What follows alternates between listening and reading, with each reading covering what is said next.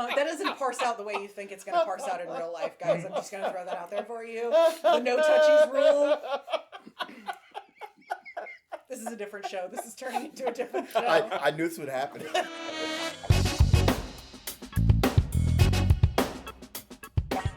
Welcome to the latest episode of Crossover Event. I'm here, you know me, Martin Thomas, who you see on Double Toasted all the time. My co-host, Danny Danger. Yeah, absolutely. I'm here from Screen Fanatic. Thank you. And our guest, because Chris Cox couldn't be bothered to show up, is Dr. Nerd Love himself, Harris O'Malley. Hey, everybody. And so, since the new movie that's out this week is Thor. Thor, There's a new movie out this week? there is. Yeah. It is. And it's by Marvel. Yeah, no, they're still, making movies they're still doing it. I don't my get God. this. No, How no, can Marvel I'm- keep doing That's this? No, wild. I'm Nobody was going to go see I'm that hoping Avengers movie. they keep doing it, and one day it's going to pay off for them. But the new movie is Thor: Love and Thunder. I'm going to ignore what you just said, and I don't know. For my money, Shade. it is one of the funniest movies I've seen this year, maybe the funniest. And so we decided, hey, what other funny, or not just funny, but hilarious superhero properties that we love? And since she is just like right on my neck right now, Danny, would you like to go first and tell us? I think it's great, you know? Everything is on fire, so we were just like, hey, what's funny? Let's talk Yeah, about there we go, what's there we go. funny. While the fire rages behind us, yes. Before the giant sinkhole takes America, which would probably be a boon to the rest of the world. But what's one of your favorites? I gotta go with I'm just a really big fan of Shazam. I know I've said it on the show before, especially at a time when DC was just like putting out Axe body spray commercials that lasted 2.5 hours. It's just like Shazam really slipped under the radar. God. I feel like I've and was never like, heard a better description of those movies. It is. It's just 2.5 hour long or 3 hour long.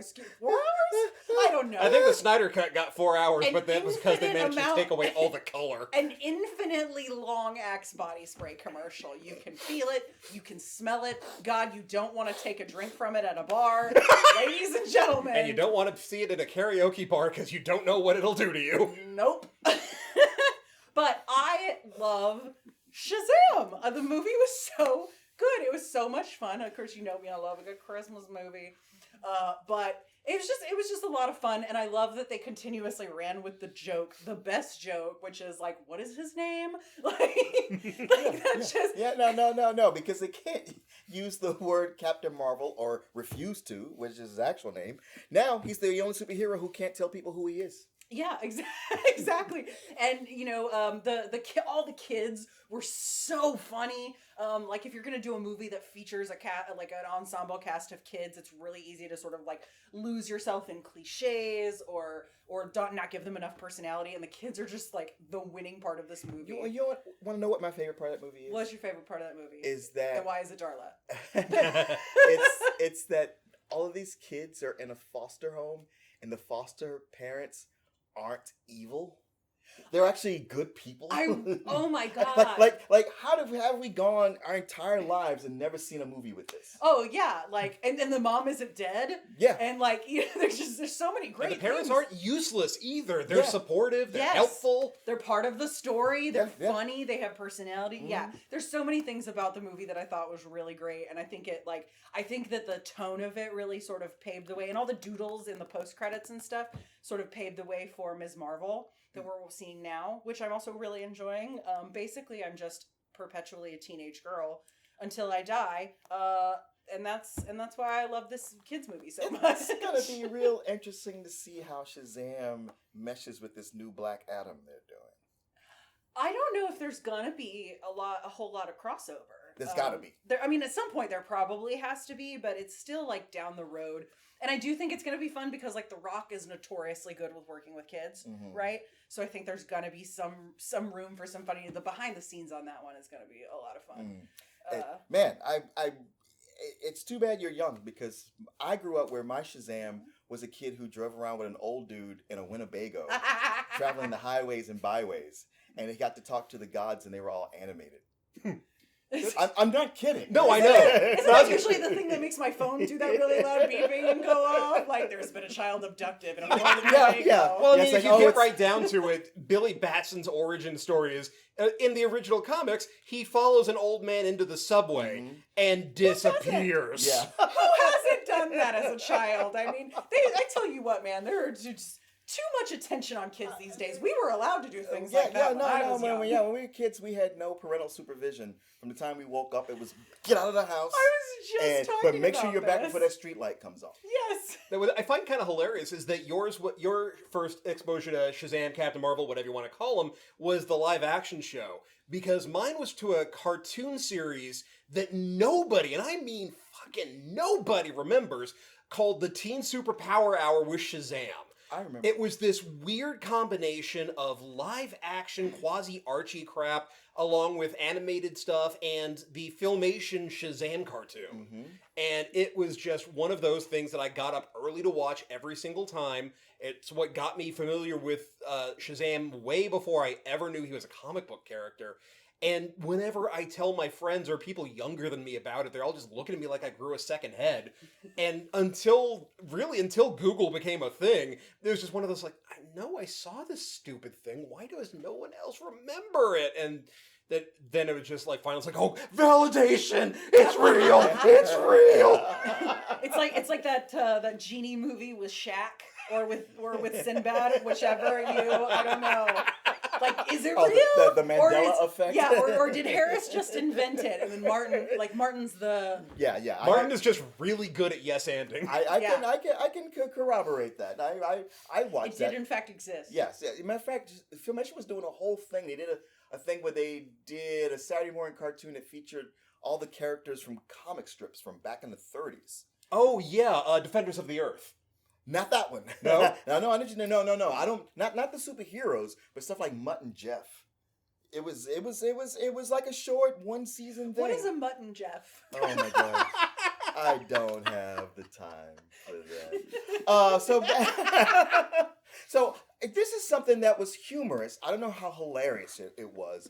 Admittedly, it's something I've not watched in forever. But at the time, it was very important to me. You have to go back to 1980. What? There was a 1980? Yes, 1980. And during this time, this is pre-1989 Batman. During that phase where nobody was doing superhero stuff, ever. If they did, it was terrible. But this is one movie, okay, it came out in 1980, starring John Ritter, and it was called Hero at Large, where he God. Did you see this? Yes. Yes, he played a struggling actor who took a job as a superhero, Captain Avenger, just like to open supermarkets and whatever, and he stops a crime.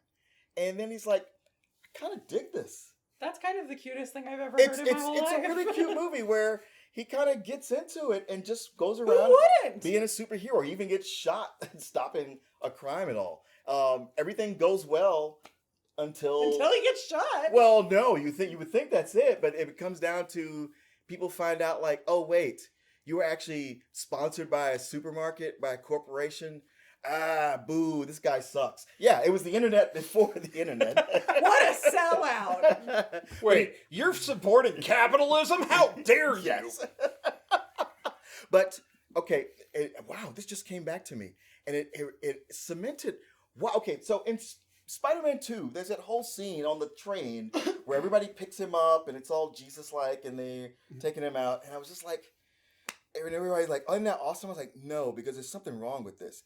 That scene is in Hero at Large because he saves a child from a burning building, and that same thing happened. And it is just eureka.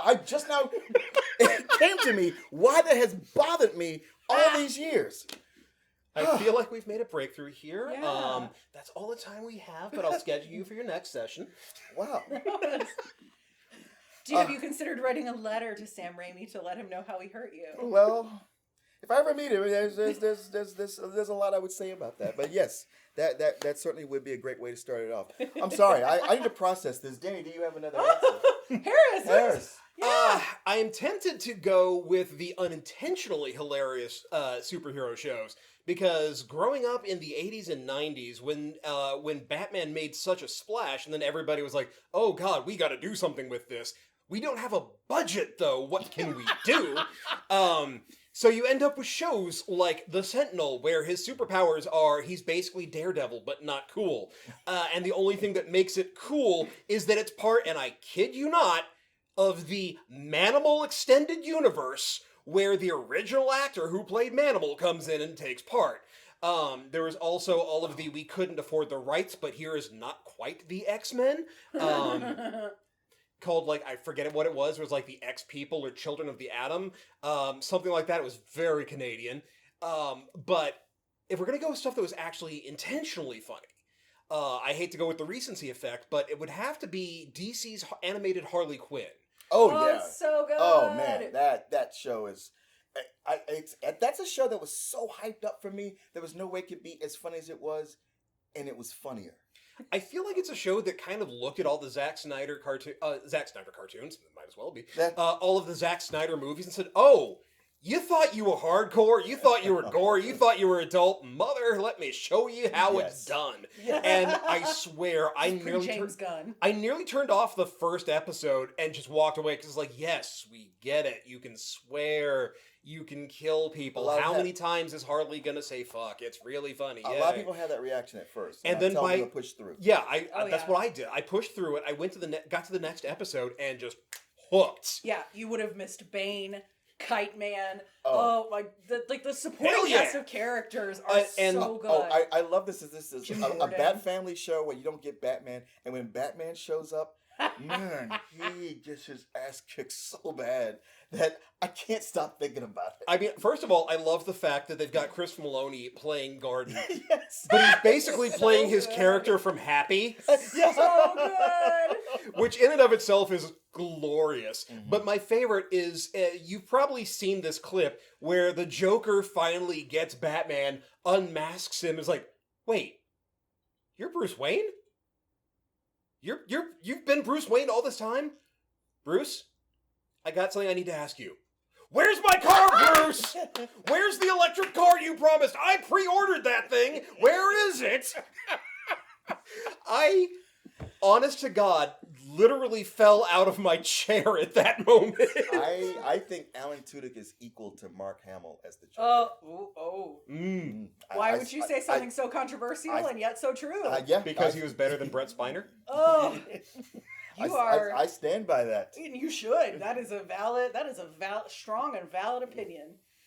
Wow, that is a great answer. That is such a good choice. I'm going to throw out something even more recent than that. Switching mediums to comic books.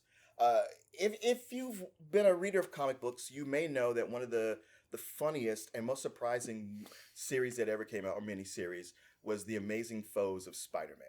And it took a lot of Spider-Man's C-list villains, teamed them up on heist, and it was hilarious. It was written by Nick Spencer and drawn by Steve Lieber. And anybody who knows it will tell you what a great book it is. Now, by all means, go out and search that out. But more recently, there is another hilarious book called One Star Squadron. And this is in the DC universe. And it deals with mostly Red Tornado and Power Girl and a bunch of, I would say, F-list heroes, where they all work for an employment agency.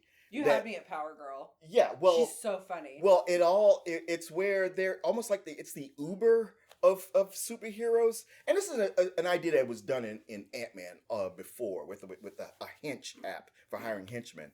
But it's an employment agency that's failing, and it's getting these heroes like the Minuteman, who is able to take something like Miraclo, but it only works on him for a minute. And he's kind of milked this as far as he can. He's having to do children's birthday parties. And even none of that's working out. Red Tornado is the office manager who's failing, but has sympathy for all the other heroes. And Power Girl, she is a shark who is trying to undermine Red Tornado and take his job at every turn.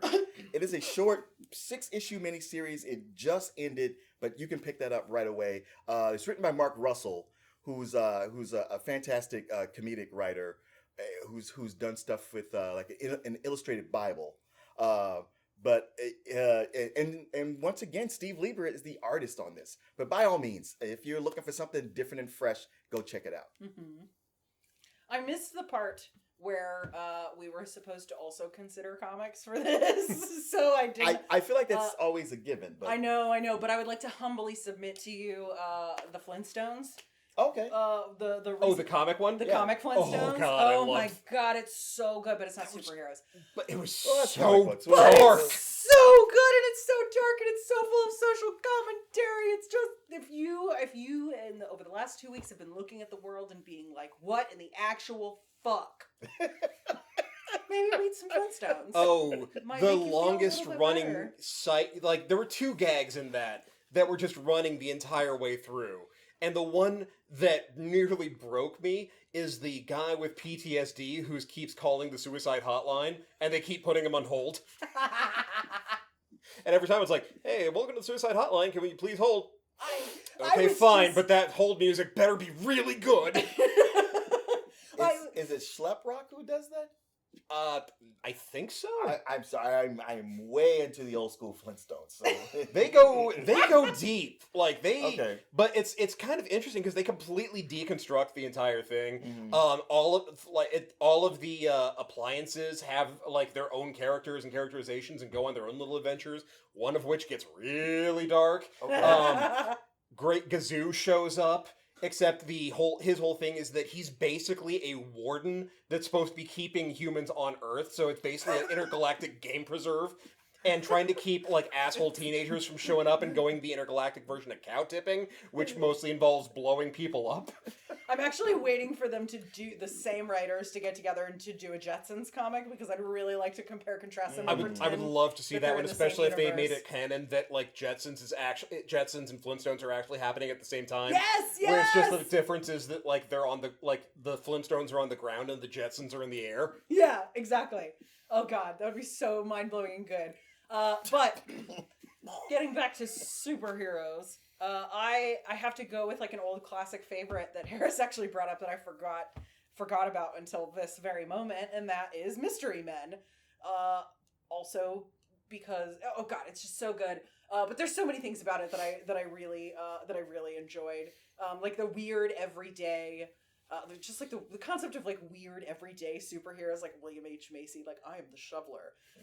But we've got, I mean, the disco, like the villains are also really great, like the whole group of villains. But I of course like the disco guys are my favorite. It's just so well done. It's so much fun. It's so crazy. Loved Janine Garofalo. Still don't understand how I didn't know I was queer at watching her in that movie. Like how did I miss that?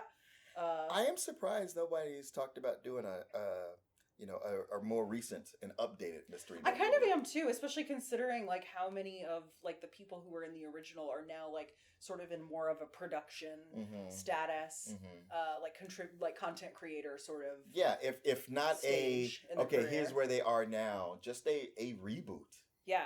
I mean, it could really go somewhere, and now budgets are bigger. Son of the Shoveler. That kid was cute. I'm just throwing it out there. I mean, at this point, it could work because there was that period for so long when they were people like so afraid of people not taking superheroes seriously. So like any humor whatsoever was just like made people go nuts. Yeah. So like this might actually with Ms. Marvel, with the Taika Waititi movies, with a lot of stuff, it might be a good time for it. Yeah. Well, very much because with superheroes, like we love them, but the concept is the more realistic you get, the more it starts to break down. Where you go like, wait, no one who got powers would sew together a costume and then decide I gotta fight crime. I think as far as like realistic superhero content goes, The Boys is like if superheroes did exist in the real world, it would be a very corporatized thing, and it would be it would be a PR shit show. Yes. Just like everything is. Yeah. No, somebody said the most unrealistic thing about Spider-Man was that a boy would sit down and know how to sew. But seriously, just saying, if you are a boy of teenage age out there, learn how simple sewing skills. You will be so surprised how many times it will I save wish your I'd been life. taught. Absolutely. Yeah. Absolutely. Cooking and sewing skills. Mamas teach your sons. Okay. Rant over. if we want to go back to like comics and go back to some classic ones, Justice League and Justice League International were some of the best in terms of being willing to be funny, being willing to poke fun at themselves, and just taking the idea of superheroes and making them kind of absurd, where you've got, you know, people who are trying to take it all seriously because Batman's part of the team, Martian Manhunter, Black Canary, they're all trying to take this all seriously. They're stuck with Booster Gold and Blue Beetle, who are always looking for get-rich-quick schemes because both of them have lost all of their money. Guy Gardner is just being an asshole, leading to the most glorious fight ever between Batman and Green Lantern. And the only thing I will tell you is that the punchline for the next 5 comics is, one punch! One! I always forget about Booster Gold, and I'm just like so insanely anxious for a Blue Beetle movie to come out or show to come out, just because I need Booster Gold to be up in that story. Oh my god. Well, you got that right around the corner, but I don't know. It's going to be Ted Cord and yeah, that's going to be Jaime Reyes. Yeah. Yes. Yeah. I know it's going to be Ted Cord's got to show but up at some point. Why don't we have a Booster Gold show? I mean, we got a Peacemaker show. Why can't James Gunn, get on it. Bring me Booster Gold. Well, he seems like a character you might bring in on a season 2 of something like Peacemaker. Well, I mean, they have validated a whole shit ton of weird back-end DC characters like Batmite and Kite Man and Matter Eater Lad. Oh god, Matter Eater. And I think honestly, if we're talking about recent stuff, we do need to throw Peacemaker in there. Yes. Oh, absolutely. Because I was my 4th of July rewatch. I was like, who is the most American superhero? Peacemaker. Peacemaker. Of all of the people you would not expect to be revealed as being like as phenomenally talented an actor, John Cena being able to bring genuine emotion and pathos to that character? Right. I feel like I'm the only person who is not surprised by that, but I do continue to be floored and impressed. That and I was not expecting the show to be so the deep. The one thing that surprised me the most is when he sits down and he's playing Home Sweet Home. That was actually him playing. Is that right? He is a talented pianist. He's a talented everything. He is very, very skilled and talented. His comedic, so there's so much that he contributed to that role. Like, I love reading interviews that James Gunn had coming out at that time. Was like, that wasn't me. That was John Cena. He decided the character was going to be bisexual. He decided that the character was going to dance like this. Like, I laid this out, and then he became the character. And I just think that's just lovely and brilliant. And yeah. Okay. Well, is he bisexual? He is. I mean, confirmed. Just okay. From both the actor and James Gunn. Because it just seemed like it was just a prison thing. No. Okay. I mean, and also the part where he's like in bed with Vigilante. They were like, "Oh yeah, we're gonna share her, but no touchies." That doesn't parse out the way you think it's gonna parse out in real life, guys. I'm just gonna throw that out there for you. The no touchies rule. This is a different show. This is turning into a different show. I knew this would happen. Like, see, but I'm just here to manage your expectations, the guys. clock used to be 20 minutes, and now it's 25. And I was like, that last 5 minutes is gonna do it. It's gonna go there. Should we spite Chris by actually making an extra content video this time? Like, you weren't here to control us, so here we go. The last 5 minutes. This is his extra video content. This is best sword fighting. Which also involves John Ritter and glow-in-the-dark condoms. I'm just saying. You saw that too. Oh god, yes. You want to talk about formative movies? No kidding. I rewatched that until I wore it out. If nothing else, I think that this episode is going to be a motivator for Chris to show the fuck up more often.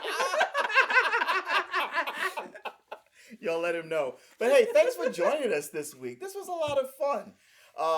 You know what? Maybe it's better when he's not here. The funniest superheroes we know are sitting right here in this room, y'all. The inmates get to run the asylum. But yeah, this ends this week's episode of Crossover Event. Please like us, subscribe, and look for the hashtag Screen Fanatics. We're always there. You'll find me, Martin Thomas, on Double Toasted most times. Danny Danger. We'll be here, Screen Fanatic. And Bell's Lost Souls. Bell's Lost Souls, and yeah. Anything else? Yeah, You're everywhere. on the Our Flag Means Death Twitter hashtag at really late at night. Like You'll be riding that ship all the way to the ground. And our good, dependable friend, Harris O'Malley, a.k.a. Dr. Nerdlove. Where can they find you? You can find me online at drnerdlove.com. You can find me on Twitter at drnerdlove, drnerdlove. And you can find me on Instagram and basically any other social media at drnerdlove. And please, write to us with any comments or questions, and we will address those. We will. So until next week, bye-bye. Oh, that was weird. This is what happens when we don't get a very specific topic.